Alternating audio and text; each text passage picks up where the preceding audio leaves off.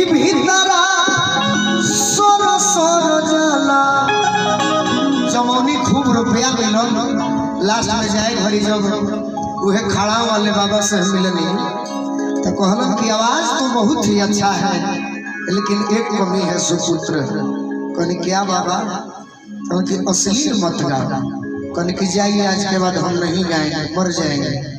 और सही है कि अच्छे अच्छे गीत पर भी हम प्रोग्राम अपना कर लेते हैं, इतना आशीर्वाद मिल जाता है तो उनको हम आज याद जरूर कर रहे हैं। समझने वाले होंगे तो समझ जाएंगे